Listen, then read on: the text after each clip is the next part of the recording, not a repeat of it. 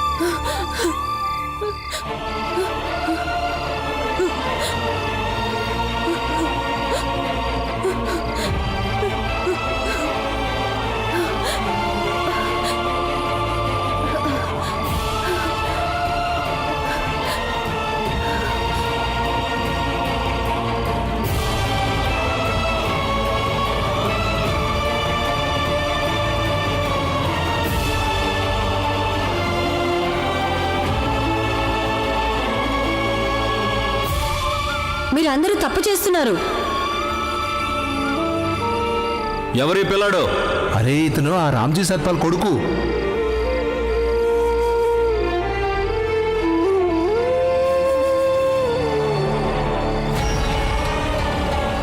నాకొద్దు. నీ చేత్తో తాకిన రగ్గు నాకు అవసరం లేదు. తీసుకోండి, మీకు బాగా చలేస్తున్నట్టుందిగా. చేస్తాను గాని నీ చేత్తో ముట్టుకున్న రగ్గు నేను ఎప్పటికీ తీసుకోను. చేస్తేనైనా ముక్తి దొరుకుతుంది నాకు. నా అత్తింటి వాళ్ళు ఈ లోకంలో చోటు లేకుండా చేశారు. నువ్వు పరలోకంలో కూడా చోటు దొరకకుండా చేస్తావా? చూసావుగా ఈ సమాజం ఎంత శక్తివంతమైందో. సమాజం చెప్పే నియమాల్ని పాటించడం చాలా అవసరం. నువ్వు ఇక్కడి నుంచి వెళ్ళిపో. ఇక మీదట ఎప్పుడు కూడా నాకు సహాయం చేయడానికి ప్రయత్నించుకో. వెళ్ళి ఇక్కడి నుంచి.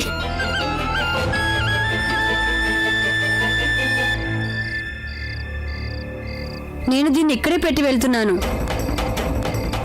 మీరు సమాజానికి భయపడి దీన్ని కప్పుకోవడం లేదేమో. అలా అయితే ఇప్పుడు మిమ్మల్ని ఎవరు చూడరు కదా. మీరు దుప్పటి కప్పుకోండి. తెల్లారగానే తీసి ఎక్కడైనా దాచిపెట్టుకోండి. ఒకవేళ నా చేతులతో దీన్ని తాకటమే కారణమైతే మీరు దీన్ని స్వీకరించకండి. నేను ఉదయాన్నే వచ్చి దీన్ని తీసుకెళ్ళిపోతాను.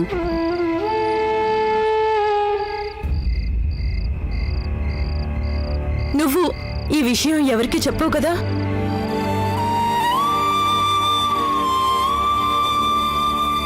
లేదు, నేనెవరికీ ఈ విషయం చెప్పను. మరి ఒకవేళ నన్ను ఎవరైనా అడిగితే నేనేమని చెప్పను? ఏమి చెప్పకండి. అప్పుడు అందరూ ఆలోచిస్తూ ఉంటారు, అసలు ఈ దుప్పటి ఎవరిచ్చారా అని.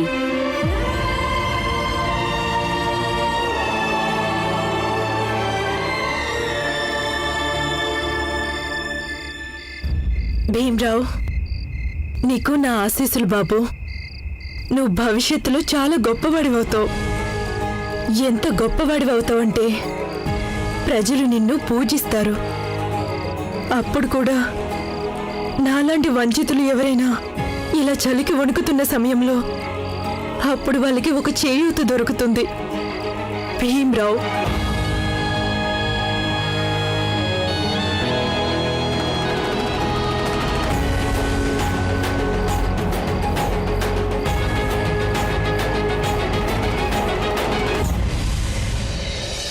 గంగా అక్క,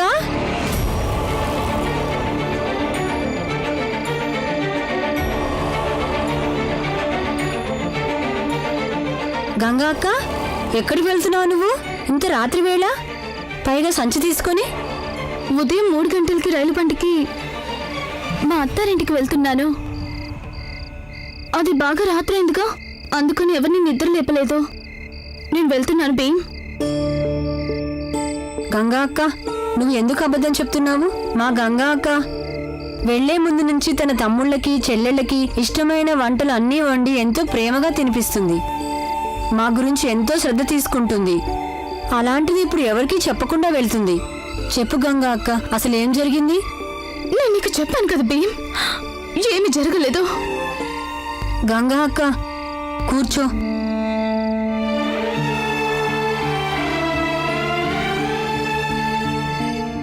విషయం చెప్పు గంగా అక్క, ఏం జరిగింది?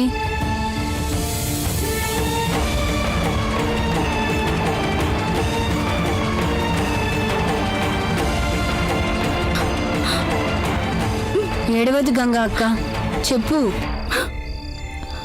భీమ్, మీ బావగారు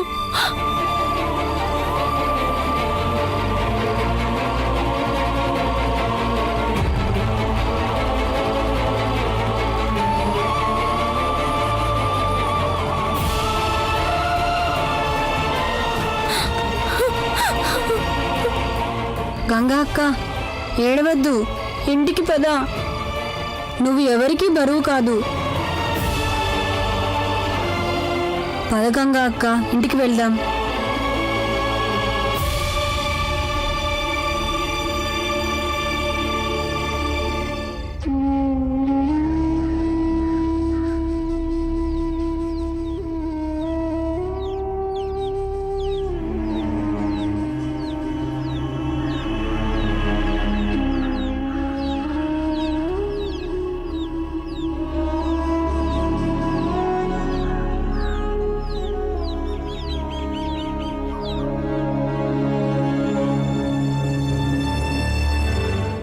ఇంత పెద్ద విషయం జరిగింది. నాకు భీమాబాయి నువ్వేమీ చెప్పలేదు, గంగా నువ్వు చెప్పలేదు. ఇప్పుడు మీరందరూ విషయాలు ఇలా దాచిపెడుతూ ఉంటే అప్పుడు సమస్యకి పరిష్కారం ఎలా దొరుకుతుంది? ప్రపంచంలో అన్ని సమస్యల్ని ఒంటరిగా భరించే ఓపిక తల్లికుందని, అది పిల్లలకు రావాలని రూల్ ఏమి లేదుగా. కొన్ని విషయాలు ఉంటుంటాయి, వాటిల్లో తండ్రి పాత్ర ముఖ్యమవుతుంది. నాకు చెప్తే నేనేమైనా మార్గం ఆలోచిస్తానుగా. అల్లుడి గారితో నేను మాట్లాడతానులే.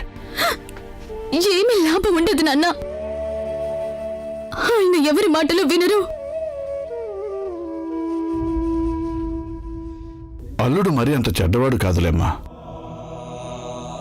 మొదట సైన్యంలో ఉండేవాడు. జాతి కారణంగా ఆంగ్లేయులు అతన్ని తీసేశారు. ఆ తర్వాత పోస్ట్ ఆఫీసులో మంచి ఉద్యోగం దొరికింది. కానీ అది కూడా పోయింది. అతని మానసిక స్థితిని నేను అంచనా వేయగలను, అర్థం చేసుకోగలను. ఆదాయం రావడం ఆగిపోయింది, కానీ ఖర్చులైతే అలాగే ఉన్నాయి కదా. అందుకని కొంచెం చిరాకులో ఉండొచ్చు.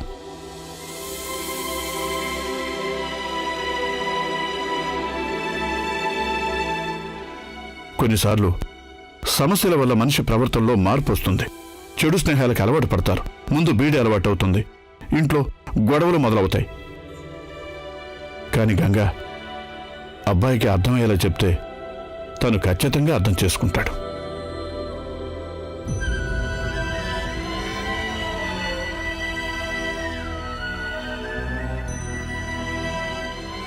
మీరు గంగని అత్తారింట్లో వదిలిరండి. నా మాట వినండి. మనం గమనిస్తూ ఉందాం. మధ్య మధ్యలో మీరు కూడా గంగ వాళ్ళ ఇంటికెళ్ళి యోగక్షేమాలు తెలుసుకుంటూ ఉంటారు. మెల్లమెల్లగా పరిస్థితి చక్కబడుతుంది. నా మాట విని అమ్మాయిని అత్తారింట్లో వదిలేసిరండి.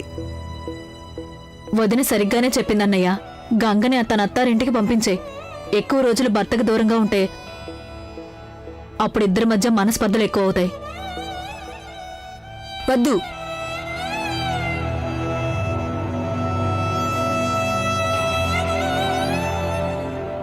మా గంగా అక్క అక్కడికి అలా వెళ్ళదు. బావగారే ఇక్కడికి స్వయంగా వచ్చి తీసుకువెళ్లే వరకు. మా అక్కని తన అత్తింట్లో వాళ్ళు ఇంట్లో నుంచి వెళ్ళగొడితే తన రాత్రంతా ఇంటి బయట చలిలో వణుకుతూ ఉండాలా? అలా నేను ఎన్నటికి జరగనివ్వను. అమ్మా, అక్క మనకేమీ బరువు కాదు. అక్క ఇక్కడే ఉంటుంది తనకిష్టమైనన్ని రోజులు. నేను తనకి తమ్ముణ్ణి. కాబట్టి నేనుండగా మా అక్కకి ఆ పంచాయతీలో జరిగినట్టు అన్యాయం జరగకూడదు.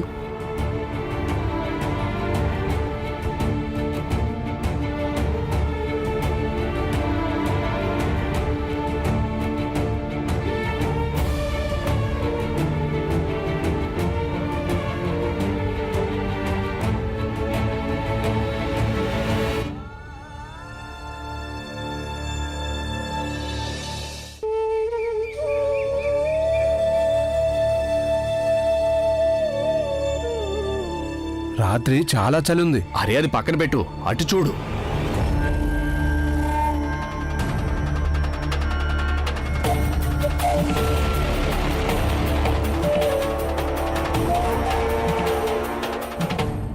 ఈమెకి రగ్గు ఎవరిచ్చారు?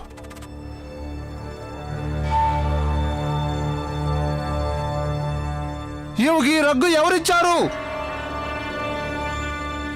ఇక్కడ అంత పెద్ద దయామయుడు ఎవరు?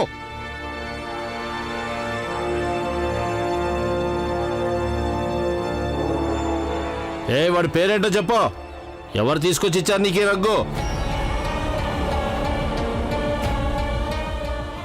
ఈమెకెవరైతే ఈ రగ్గిచ్చారో వాళ్ళని మేము ఇప్పటికిప్పుడే మన గ్రామం నుంచి వెలివేసి పారేస్తాం.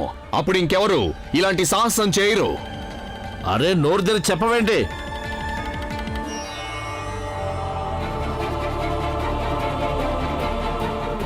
ఒకవేళ నన్ను ఎవరైనా అడిగితే నేనేమని చెప్పను? మీరేం చెప్పకండి. అప్పుడు అందరు ఇదే ఆలోచిస్తూ ఉంటారు, ఈ దుప్పటి ఎవరిచ్చారు అని. అరే నోరు తెరిచి చెప్పవేంటి? అరే మర్యాదగా నిజం చెప్పు, నీకు ఈ రగ్గు ఎవరిచ్చారు?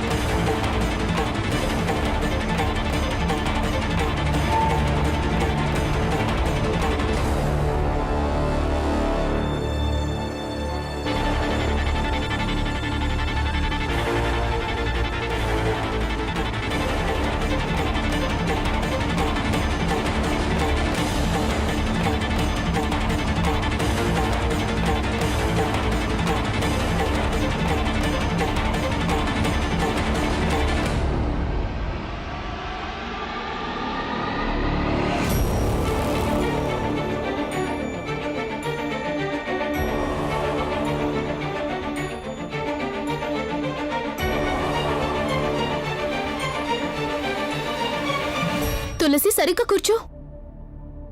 వదినా, ఒక రగ్గు కనిపించట్లేదు.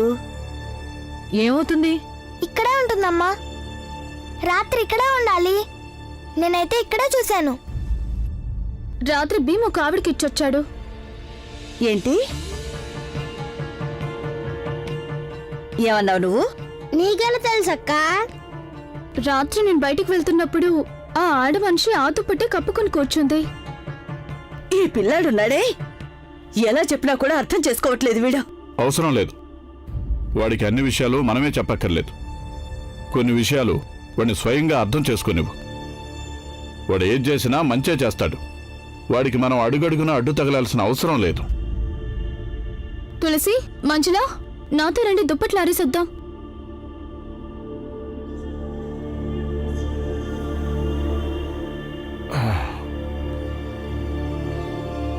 మీరా, డబ్బా ఇవ్వు. అన్నయ్య 2 నిమిషాలు. అన్నయ్య, నీకు తెలుసుగా కాలం ఎంతగా చెడిపోయిందో అని. ఆడవాళ్ళు ఎప్పుడూ ఏదో ఒక బాధ భరించాల్సిందే. నేను నా అనుభవంతో చెప్తున్నాను. నువ్వు ఏదో ఒకటి చేసి గంగని తిరిగి దాని అత్తారింటికి పంపించు. నాకేమాత్రం ఇష్టం లేదు అది నాలాగా పుట్టింట్లో ఉండిపోవడం.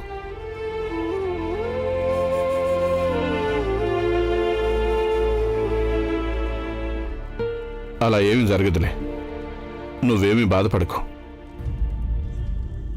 ఇదిగో రామ్జీ, రామ్జీ, ఇవాళ నువ్వు పనిలోకి రావా ఏంటి? ఈ రంగెక్కడిది? పని చేస్తున్నప్పుడు అంటుకొని ఉంటుందిలే. రామ్జీ నమస్తే వదినా. నమస్తే నమస్తే. అది రామ్జీ. వస్తున్నారు. అది సరే పురంజన్, ఇంతకీ ఏం పని చేస్తున్నారు మీరు? అదే వదినా, భలే గమ్మత్తైన పని. అది దుకాణానికి కొనుగోలుదారులు వస్తారు కదా, సరుకులు కొనుక్కొని వెళ్తారు. మేము వాళ్ళ సరుకులకి ధరలు రాసి ఇవ్వాలంతే. ఇంకా ఎంతసేపు మీరా? తొందరగా డబ్బా ఇవ్వు, ఆలస్యం అవుతుంది. అన్నయ్య వేడిగా తీస్తున్నా. కానీ మీ అన్నయ్య నాకు ఇంకేదో పని అని చెప్పారే. ఆహా, అసలు మేము వెళ్ళింది అదే పని గురించి వదినా. కానీ షావుకర్ గారు 2 రోజుల పాటు మాకు వేరే పని అప్పచెప్పారు. అవునా? అది ఆ పనిని ఏమంటారంటే నాకు సరిగ్గా నోరు తిరగట్లేదు. రామ్జీ, నువ్వే వదిన గారికి చెప్పు, ఆ పనిని ఏమంటారు? చెప్పండి. Export import. అదే వదినా, అదే పని. వదినా, ఆ దేవుడి దయ వల్ల మాకు మంచి పని దొరికిందిలే. పోన్లే, మంచి జరిగింది. మీరా ఏం చేస్తున్నావు? క్యారేజ్ త్వరగా, ఆలస్యం అయిపోతుంది. పద పద పద పద. ఒకవేళ ఆలస్యం అయిందంటే షావుకర్ గారు పని నుంచి తీసేస్తారు. పద పద పద.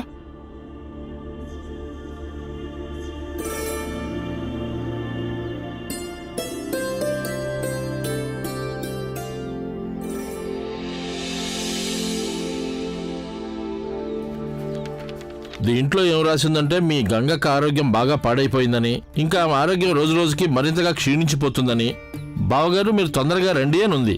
అవును గురువు గారు, అప్పుడే బావగారు ఇది చదివి వెంటనే ఇక్కడికి వస్తారు. ఆయన ఇక్కడికి వస్తేనే ఆయనతో అన్ని వివరంగా మాట్లాడవచ్చు. అయితే భీమ్ ఒక పని చెయ్యి, ఈ ఉత్తరం తీసుకెళ్లి తొందరగా పోస్ట్ బాక్సులో వేయి, సరేనా? ఇదిగో ఆ పోస్ట్ బాక్సు పక్క గ్రామంలో ఉంది. అంతా సరిగ్గానే ఉందిగా గురువుగారు? అంతా బానే ఉంది. ఉత్తరం పోస్ట్ చేయి, సరేనా? నేను నీకు తోడుగా వస్తాను భీమ్. ఆనందన్నయ్య, నువ్వుండు, నేను ఇలా వెళ్ళి అలా వచ్చేస్తాను.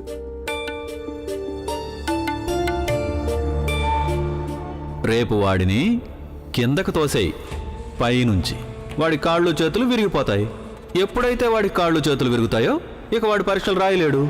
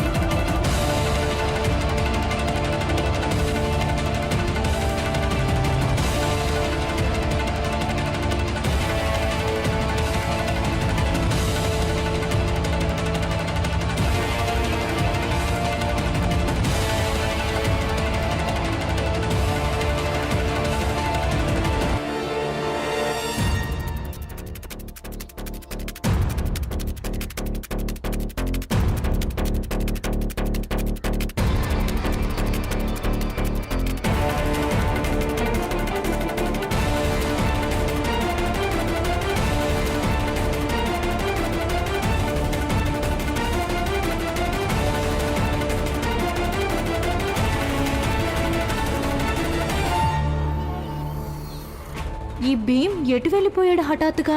ఎక్కడా కనిపించడం లేదు. నేను వాడు తిరిగి వచ్చేదాకా ఇక్కడే దాక్కునుంటాను.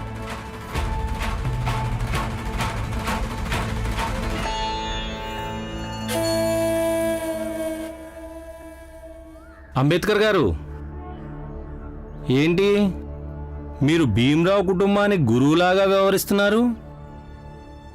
మాస్టర్ గారు, అలాంటిదేమీ లేదండి. ఆ పిల్లాడు చాలా కష్టపడతాడు. ఇక ఒక ఉపాధ్యాయుడిని అవటం వల్ల ఇది నా ప్రథమ కర్తవ్యం. వాడికి వచ్చిన సమస్యను వినటం, దానికి తగిన సలహా ఇవ్వడం. అప్పుడే వాడు నిర్మలమైన మనసుతో తన చదువు మీద మనసు లగ్నం చేస్తాడు. మీరు అర్థం కారు. మీ అతి తెలివిగల పిల్లోడున్నాడుగా భీమ్రావు, వాడి తండ్రితోటి మీరేమైనా ఒప్పందం కుదుర్చుకున్నారా ఏమిటి?